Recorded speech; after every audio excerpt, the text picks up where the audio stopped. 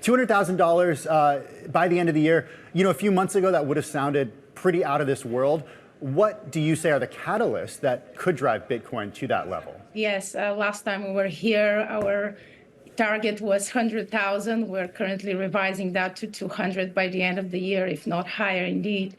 The approvals of the ETFs were a big catalyst, global event. Not only did this open the door to a wider adoption of the assets here in the US, but also the narrative has shifted globally. I was in about 5-6 countries in the last month or so, and the conversations with investors had changed significantly.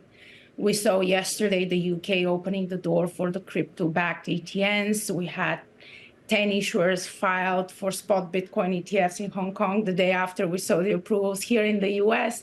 So we still continue to believe that 40, 50 billion AUM in the first year for the ETFs in the US is beyond the realistic estimate.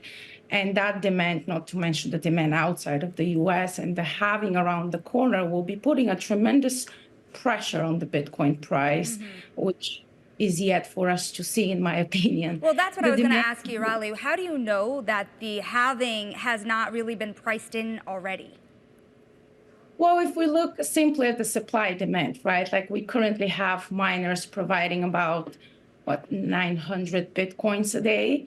And in mid-April, this number is going to go down to 450 Bitcoins a day. And we're seeing about 10,000 Bitcoins per day demand. So even if people are pricing it in at the moment, I think simply by supply demand, we'll definitely see that pressure on price.